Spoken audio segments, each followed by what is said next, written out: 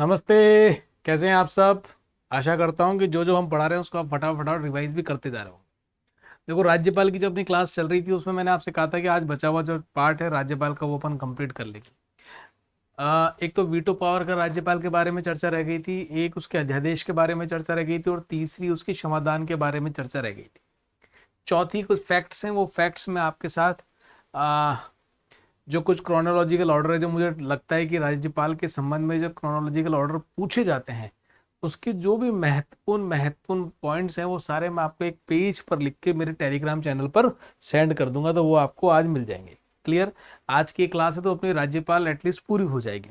उसके बाद कल अपन महाधिवक्ता, काउंसिल ऑफ मिनिस्टर इत्यादि कर लेंगे। फिर नेक्स्ट अपन मंत्री परिषद इत्यादि, मुख्यमंत्री, इन सब पर आ जाएंगे। क्लियर है? चलिए स्टार्ट करते हैं। राज्यपाल की वीटो पावर के बारे में बात करने के लिए मैंने आपसे बोला था। वीटो, मुझे एक चीज बताओ, ये वीटो जो लिखा है मैंने, वर्तनी शुद्ध है या अशुद्ध है? अब देखो, अंग्रेजी की कर रहा हूं मैं, हिंदी ध्यान रखना, अंग्रेजी की हिंदी कर रहा हूं। क्या ये सही है? क्या सही है? अंग्रेजी वाली में हिंदी कर रहे हैं तो लोड मत लेना। चलो, राज्यपाल की वीटो पावर हम देखेंगे सामान्य विधेयकों के बारे में और धन विधेयकों के बारे में। थोड़ी सी चर्चा मैं ऑलरेडी आपसे कर चुका हूं। क्लियर? अगर मैं विधेयकों की बात, साधारण विधेयकों की, तो प्रत्येक साधारण विधेयक जो है विधानमंडल के सदन में, अगर विधान परिषद दोनों में पारित किया जाता है, उसके बाद राज्यपाल के पास पहुंचता है, राज्यपाल अपना साइन कर देते हैं, उसके बाद वो क्या बन जाता है? कानून बन जाता है, एक्ट बन जाता है। क्लियर? अच्छा, राज्यपाल के पास जब विधानसभा से पारित होके पहुंचेगा बिल, तो क्या विकल्प है? मैंने ऑलरेडी आपसे चर्चा कर दी थी। एक सबसे बढ़िया विकल्प है कि भैया स्वीकृति प्रदान कर दें। क्या विकल्प है? स्वीकृति प्रदान कर दी। और दूसरा विकल्प क्या है? या बोलते हैं साहब मुझे इसमें कुछ ठीक नहीं लग रहा, वापस विचारार्थ विधानसभा को भेज दें।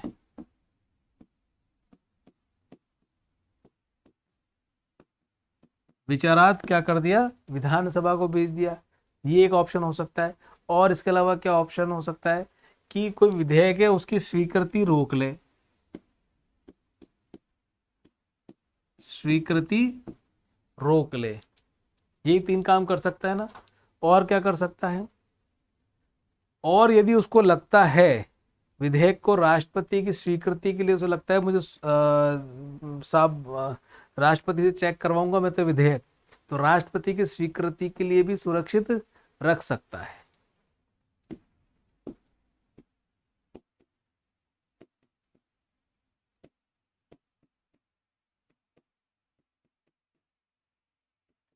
के लिए रख सकता है। क्लियर है? अच्छा, अब दूसरी बात इसमें ध्यान रखो। जैसे ये जो कंडीशन है, इस कंडीशन में क्या हुआ, यहाँ तो स्वीकृति प्रदान कर दी, कोई दिक्कत नहीं है, लेकिन राज्यपाल ने विधानसभा को बिल भेज दिया कि साहब एक बार चेक कर लो, और विधानसभा ने पुनः आपको किसको भेज दिया?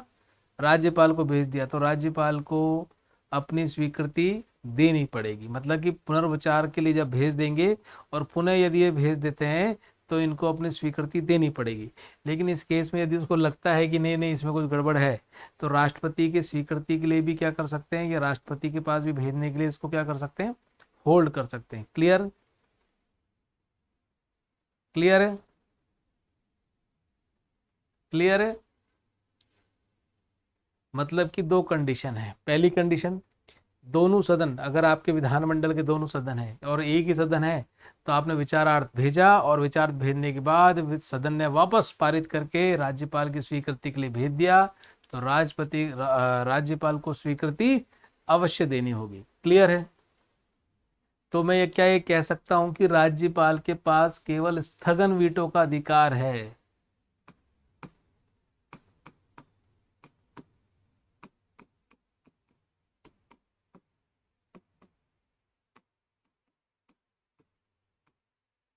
केवल स्थगन वीटो का अधिकार है। स्पष्ट है? क्लियर है? अच्छा, इसमें तो क्या होता है मित्रों, जैसे वापस भेजा है ना, लेकिन यहाँ पर बिल में आप थोड़ा सा बेसिक डिफरेंस समझो। यहाँ पर क्या होता है कि राष्ट्रपति की स्वीकृति के लिए रख लेते हैं इसमें, वापस नहीं भेजा, बोलो साहब मैं राष्ट्रपति की स्वीकृति के लिए रख रहा हूँ, और वो कितने भी फिर लंबे समय के लिए उसको रख सकता है। प्रैक्टिकल बात ये है। क्लियर है? अगली बात, ये बात तो थी सामान्य विधेयक के लिए। वित्त विधेयक और धन विधेयक दो सुनते होंगे, फाइनेंस बिल और मनी बिल। वित्त विधेयक के बारे में भी क्या बात है भैया? देखो, सामान्यतः जो भी वित्त विधेयक होता है राजमंडल में तब पारित किया जाता है जब राज्यपाल के पास स्वीकृति के लिए भेजा जाता है। ठीक है ना, कि साहब आप इसको चेक कर लो, वो उसको संस्तुति ले लेते हैं गवर्नर साहब से, उसके पश्चात इस बिल को संसद में मतलब विधानसभा में रखवा दिया जाता है। इसमें भी क्या क्या काम कर सकते हैं? वही स्वीकृति दे सकते हैं, स्वीकृति रोक सकते हैं, और राष्ट्रपति के विचारार्थ सुरक्षित रख सकते हैं। अच्छा, मैंने इसमें एक आपको नहीं बताया कि साहब विचारार्थ आपने भेजा क्यों नहीं इस वाले केस में, मतलब पुनर्विचार के लिए आपने विधेयक को संसद के पास क्यों नहीं भेजा, विधानसभा के पास क्यों नहीं भेजा? साहब इसलिए नहीं भेजा कि ऑलरेडी गवर्नर साहब ने पहले इसको चेक करके ही हमारे को बोला था कि साहब रखवा दो पटल पर। तो वित्त विधेयक में विधानसभा को अब वापस नहीं कर सकते। क्लियर आ गया? ध्यान में आपको एक और इंपॉर्टेंट बात देख लो, ये तो था वित्त विधेयक की बात।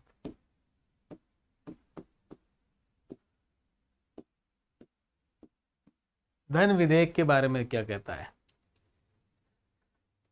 हमने जो चर्चा करी अभी, कोई भी वित्त विधेयक जब राज्य विधानमंडल द्वारा पारित करके राज्यपाल के पास स्वीकृति के लिए भेजा जाता है तो उसके पास तीन विकल्प होते हैं, स्वीकृति देना, स्वीकृति रोकना, या राष्ट्रपति के विचारार्थ सुरक्षित रखना। सेम बात इसके लिए यहाँ पर भी इम्प्लीमेंट होती है। क्लियर? और सामान्यतः राज्यपाल की पूर्व अनुमति के बाद ही विधानसभा द्वारा इसको पुनर्स्थापित किया जाता है। क्लियर कि साहब ये वित्त विधेयक है, मनी बिल है, नोटिंग कर दी जाती है, फिर उसको क्या किया जाता है, आपके विधानसभा के पटल पर रखा जाता है। क्लियर है? अब ये बात और ध्यान रखना, राज्यपाल ये जो बिल है इसको भी राष्ट्रपति के विचारार्थ सुरक्षित रख सकता है। क्लियर है ना?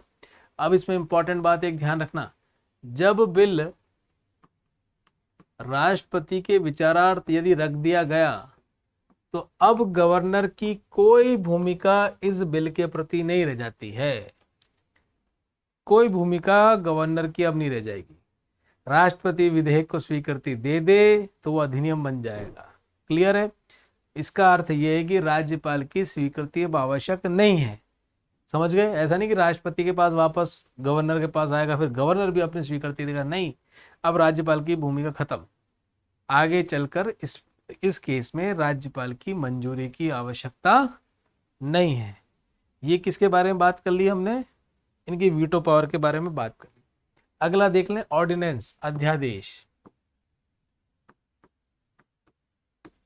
वैसे तो मेरी आपसे अध्यादेश के बारे में थोड़ी मोड़ी चर्चा हो ही चुकी थी, लेकिन फिर भी मैं चाह रहा था कि एक बार थोड़ी सी विस्तृत आपसे कुछ बिंदु है उन पे भी चर्चा हो जावे। क्लियर है? राज्यपाल का केस और राष्ट्रपति का केस समान है। अब देखो कुछ इंपॉर्टेंट पॉइंट है, उनका ध्यान रखना।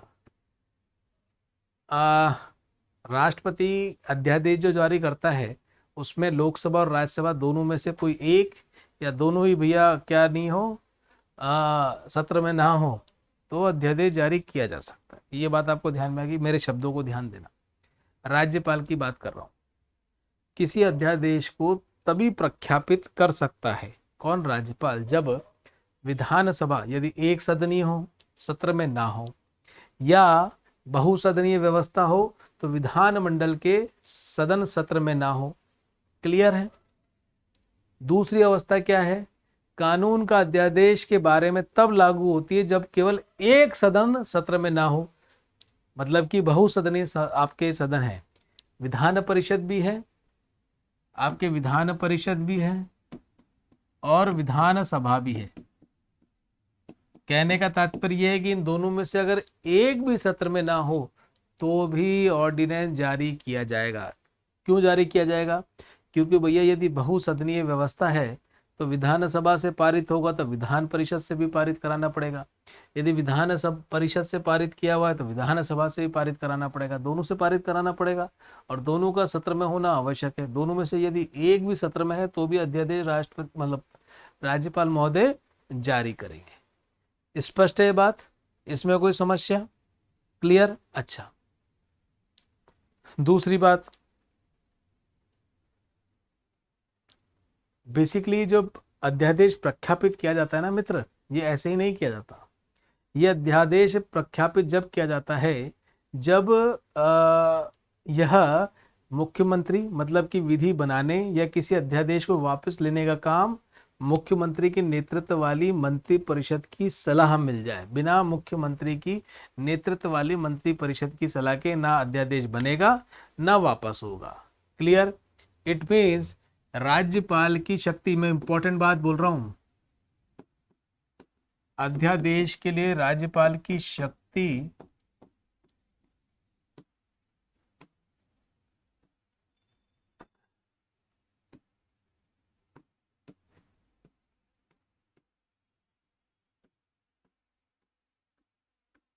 स्वैच्छिक नहीं है। समझ गए। अगर एग्जामिनर आपसे पूछ ले तो जोश जोश में मत कराना, भैया स्वैच्छिक नहीं है, ये इसकी ताकत ही है। समझ गए। अध्यादेश निर्माण की शक्ति राज्यपाल की स्वैच्छिक नहीं है। क्या मतलब है स्वैच्छिक नहीं है? तो कि कोई विधि बनाने या किसी अध्यादेश को वापस लेने का काम केवल मुख्यमंत्री की नेतृत्व वाली मंत्रिपरिषद की सलाह पर ही कर सकता है राज्यपाल, इसके अलावा नहीं। क्लियर। एक दूसरी बात और समझो, ये जो अध्यादेश बनाएंगे इसकी ताकत कितनी होती है मित्र? विधान सभा के द्वारा बनाया गया कोई भी कानून के बराबर इसकी ताकत होती है। मतलब कि विधानसभा की जितनी ताकत है, जहां तक भैया उसका परव्यू आता है ऐसा कानून बनाने की जो विधानसभा की शक्तियों के में निहित होता है, उस लेवल तक का अध्यादेश जारी किया जा सकता है। कोई क्लियर?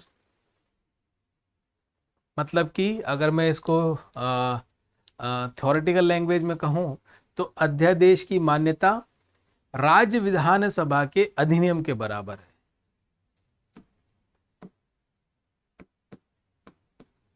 अध्यादेश की मान्यता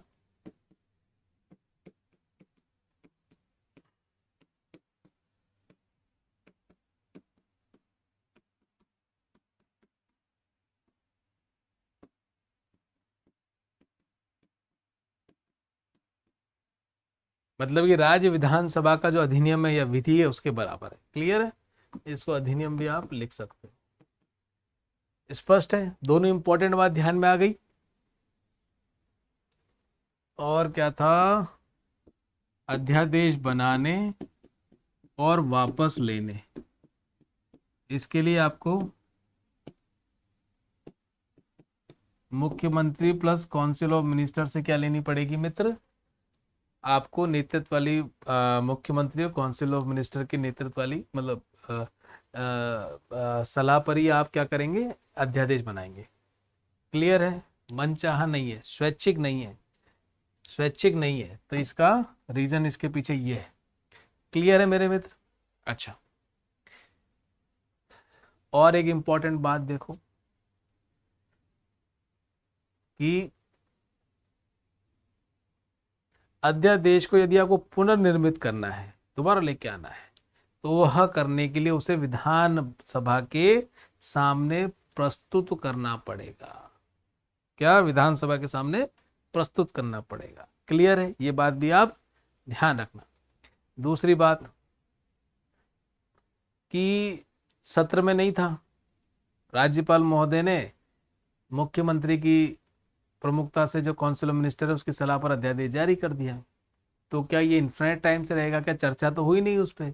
तो जब भी विधानसभा बैठेगी तो विधानसभा की पहली बैठक के 6 सप्ताह के अंदर अंदर आपको ये अध्यादेश पर चर्चा करनी पड़ेगी। या तो पास कर दोगे तो वो अधिनियम बन जाएगा, पास नहीं करोगे तो भैया ऑटोमेटिक ये अध्यादेश समाप्त हो जाएगा। मतलब सत्र प्रारंभ होने की पहली बैठक से 6 सप्ताह के उपरांत यह समाप्त हो जाएगा। क्लियर। इससे पहले भी यदि राज्यपाल चाहता है तो इसको समाप्त कर सकता है। ये कुछ इंपॉर्टेंट पॉइंट है। ये बात मैंने पहले भी बता दी थी, इसलिए रिपीट करके आपको बता रहा हूं। क्लियर है मित्र? ठीक है। चलो अब देखो एक बात इंपॉर्टेंट और समझो इसमें।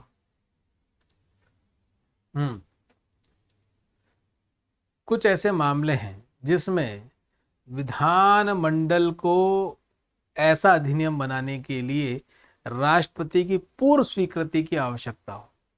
क्लियर। तो ऐसे विधि के लिए क्या होगा?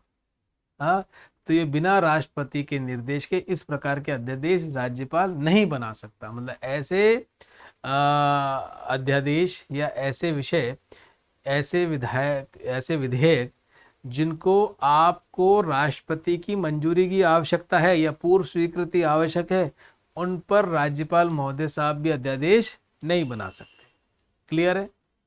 और बनाने हैं तो पहले आपको क्या करना पड़ेगा, राष्ट्रपति से निर्देश लेना पड़ेगा। ठीक है, बिना राष्ट्रपति के निर्देश के आप अध्यादेश नहीं बना सकते। ऐसे कौन कौन से मैटर हैं?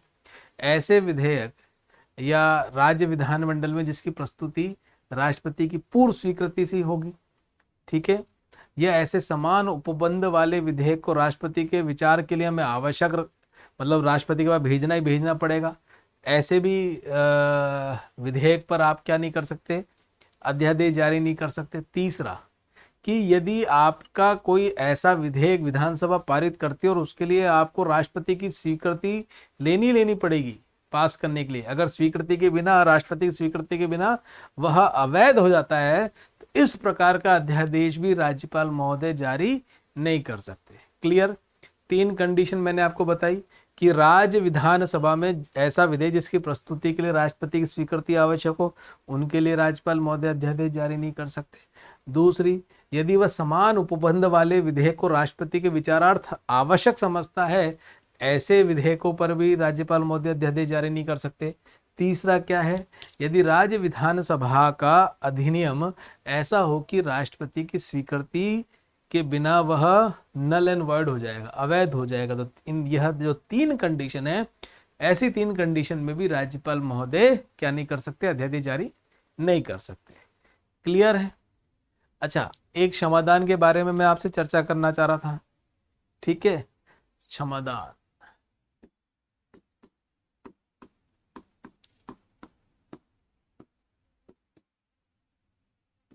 इनमें से हर लाइन में से मेरे मित्र अच्छे प्रश्न बनते हैं, तो आप ध्यान देना। प्रेसिडेंट और गवर्नर, मैं यहाँ प्रेसिडेंट बताता रहूंगा, फिर आगे गवर्नर को अपन उससे क्या करते रहेंगे मित्र, तुलना करते चलेंगे, तो दोनों की ताकत जो है क्षमादान करने की हाथों हाथ क्लियर हो जाएगी। क्लियर? ठीक है ना। प्रेसिडेंट, केंद्रीय विधि के विरुद्ध आपने कोई अपराध किया है और आपको क्या है, सिद्ध दोष ठहरा दिया। क्लियर? कोई दंड दे दिया, ठीक है ना, तो ऐसे काम के लिए है दोष सिद्ध आपको ठहराया जाए, इसके लिए आप क्या जाते हो, इनके पास जाते हो, राष्ट्रपति महोदय के पास जाते हो। क्लियर? तो उसमें राष्ट्रपति महोदय आपको क्षमा कर सकते हैं, विराम कर सकते हैं, परिहार कर सकते हैं, दंड आदेश का निलंबन कर सकते हैं, लघुकरण कर सकते हैं, प्रविलंबन कर सकते हैं। क्लियर है? ये किसकी बात हो गई, राष्ट्रपति की। अब एक बात आती है सजाए मौत की।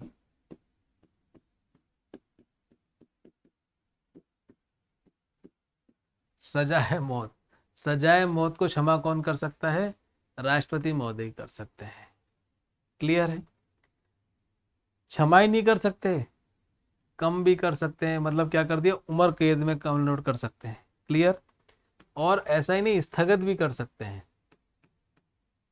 कम कर सकते हैं, स्थगित कर सकते हैं और क्षमा कर सकते हैं। तीनों में डिफरेंस है, ध्यान रखना। क्षमा करना, कम करना और स्थगित करना, ये तीनों काम मृत्युदंड के लिए कौन कर सकते हैं, राष्ट्रपति महोदय कर सकते हैं।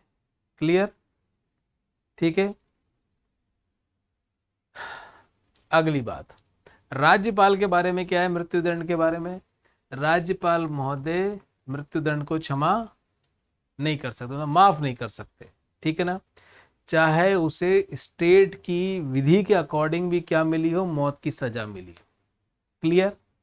तो ये तो भैया विशेष पावर किसके पास रहेगी, प्रेसिडेंट के पास रहेगी। अब इसमें इंपॉर्टेंट बात ध्यान रखना, एग्जामिनर आपसे कहाँ खेलता है, इसको समझो। क्या राज्यपाल इसे स्थगित कर सकता है? क्या मैंने क्या बोला, स्थगित करना। क्या राज्यपाल इसको स्थगित कर सकता है या पुनर्विचार के लिए कह सकता है? क्या बिल्कुल कह सकता है, यह ध्यान रखना। ठीक है, कि यदि आपको मौत की सजा मिली है, स्टेट विधि के अकॉर्डिंग मिली है, तो वो क्षमा तो केवल प्रेसिडेंट करेगा। लेकिन राज्यपाल इसको स्थगित कर सकता है, पुनर्विचार के लिए कह सकता है। ये ध्यान रखना भाई, ये इंपॉर्टेंट बात मैं आपको क्षमादान के मामले में बताना चाह रहा था, बाकी तो हमने मॉर्निंग में देख लिया था। और राज्यपाल के बारे में इंपॉर्टेंट बात क्या है, देखो वर्तमान में स्टेट फंक्शनरीज में राज्यपाल को कुछ विशेष आपने पद और दे रखे हैं, राज्यपाल के साथ साथ उनको कुछ आपने दायित्व भी दे रखे हैं। जैसे कि राज्य सैनिक बोर्ड है, उसके क्या है, ये सभापति हैं। और जो पूर्व सैनिक है उनके लिए एक निधि बनी हुई है, उसकी प्रबंध समिति के भी क्या है मित्र, ये सभापति हैं। और वेस्टर्न जोन काउंसिल है, हाँ, पश्चिमी क्षेत्र का जो कल्चरल सेंटर है, पश्चिमी क्षेत्र का जो सांस्कृतिक केंद्र है, उसके भी मित्र क्या है, ये सभापति है। और ये जो वेस्टर्न जोन कल्चरल सेंटर है, ये कहाँ है मेरे मित्र, उदयपुर में है। क्लियर। अच्छा, दो और रह गए, स्काउट एंड गाइड। अभी स्काउट एंड गाइड पाली में काम हुआ था, ध्यान रखो, वहां पर गए थे राज्यपाल महोदय। क्यों गए थे, क्योंकि राज्यपाल महोदय स्काउट तथा गाइड्स में के मामलों में राजस्थान के संरक्षक की भूमिका निभाते हैं। ये इंपॉर्टेंट है, एग्जाम में आ सकता है। क्लियर। अच्छा, और एक रेड क्रॉस सोसाइटी होती है, उसमें जो राजस्थान की ब्रांच है, स्टेट ब्रांच जो है, उसके क्या है मित्र, ये अध्यक्ष हैं, उसके क्या है, अध्यक्ष हैं। तो इन 5 बातों को विशेष रूप से ध्यान रखना। क्या है, एक तो हो गया मेरे मित्र राज्य सैनिक बोर्ड, और एक पूर्व सैनिक के लिए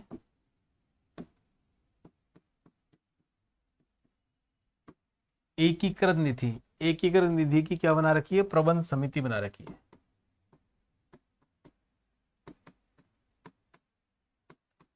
और तीसरा क्या है मेरे मित्र,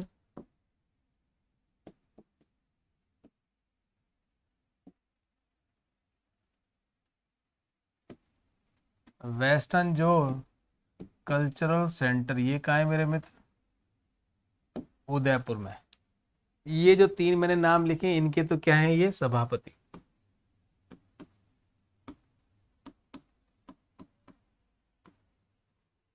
और scouts and guide,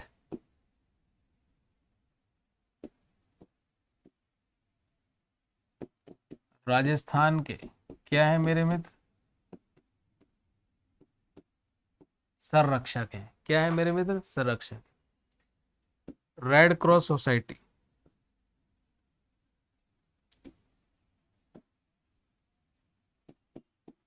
Rajasthan chapter,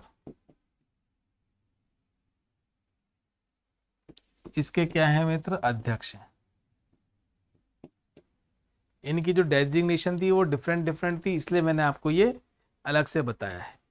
अब देखो, एक इंपॉर्टेंट पॉइंट क्या रह गया, जो एग्जामिनर खूब पूछता है, जो एग्जामिनर खूब पूछता है कि फैक्ट्स बड़े पूछता है कि पहला कौन सा था, दूसरा कौन सा था, तीसरा कौन सा था। ये आपको वैसे सूची सब जगह मिल जाएगी, अब तक जितने ही बने। जैसे पहला मान सिंह सवाई मान सिंह जी राज प्रमुख रहे थे, उसके बाद सरदार गुरमुख निहाल सिंह जी बने, फिर संपूर्णानंद बने, फिर सरदार जी, फिर बने हुकुम सिंह जी, फिर जस्टिस साहब बने, फिर सरदार हुकुम सिंह जी बने, फिर जोगिंदर सिंह बने, सिंह खूब बने, सरदार खूब बने। पहले स्टार्टिंग के अगर आप 7 नाम देखोगे, पहला नाम यदि आप राज प्रमुख का छोड़ देते हो, तो स्टार्टिंग के जो 6 राज्यपाल आपको मिलेंगे, वो 6 राज्यपाल में से आपको 3 तो आपको क्या मिलेंगे, सरदार ही मिलेंगे।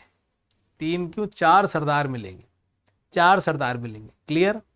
और 5वें नंबर मतलब चौथे नंबर के जो राज्यपाल बने थे वो जज थे, जस्टिस जगत नारायण। यदि आपसे पूछ लिया जाए कि कार्यवाहक पहले राज्यपाल कौन बने थे, तो कौन थे, जस्टिस जगत नारायण। ऐसे जो कुछ फैक्ट्स हैं मैं मित्र एक पेज पर लिख दूंगा, वो मैं आपको सेंड कर दूंगा। क्लियर है, ठीक है। और उससे फिर आप अपने आप को थोड़ा सा और रिच कर लेना, वो आपको अपनी टेलीग्राम चैनल पर मिल जाएगा। और वो जो पन्ना मैं आपको बना के दूंगा मित्र, वो इम्पोर्टेंट पन्ना रहेगा, वो इम्पोर्टेंट पन्ना रहेगा, उस पर ध्यान देना आप। ठीक है, थोड़ी मेहनत से बनाऊंगा, थोड़ा सा उसको ऊपर नीचे करके कुछ क्रोनोलॉजी जो मेरे को समझ में आएगी उसके हिसाब से बना दूंगा। एटलीस्ट वो क्रोनोलॉजी तो आप अवश्य से अवश्य देख लेना। चलिए मित्र, इसको आज सेशन को यहीं समाप्त करेंगे। और हाँ, इम्पोर्टेंट एक बात और, ये जो गवर्नर के बारे में मैं आपको बना के दूंगा पेज वगैरह, जो भी इसमें क्रोनोलॉजी के बारे में जो इम्पोर्टेंट प्रश्न बनते हैं या कुछ फैक्ट्स बनते हैं, उसके साथ साथ जो मैं राज्यपाल की साइट है उससे भी यदि कुछ इंपॉर्टेंट पॉइंट्स मिलेंगे तो वो भी मैं उसमें समाहित कर दूंगा। तो आपके पास एक बड़ा अच्छा सा फैक्ट्स एंड फिगर का गवर्नर से रिलेटेड आपको एक डॉक्यूमेंट मिल जाएगा। लेकिन मेरी आपसे क्या आग्रह है कि जो राजस्थान के राज्यपाल हैं उनके नाम और अवधि एक बार सब जगह मिल जाते हैं, गूगल पे मिल जाएंगे, उसको एक बार अवश्य देख लेना है ना। चलिए बहुत बढ़िया, गवर्नर अपन ने फिनिश कर दिया है। उसके बाद नेक्स्ट लेंगे अपन महाधिवक्ता काउंसिल ऑफ मिनिस्टर 65-66, उसको देखेंगे। उसके पश्चात हम मंत्री परिषद को देखेंगे, मुख्यमंत्री इत्यादि के बारे में देखेंगे। उसके बाद अपन एक एमसीक्यू कर लेंगे जिसमें हमने जो पढ़ा है उसको रिवाइज कर लेंगे। चलो मेरे दोस्तों बहुत बढ़िया, राम राम, सबकी जय हो।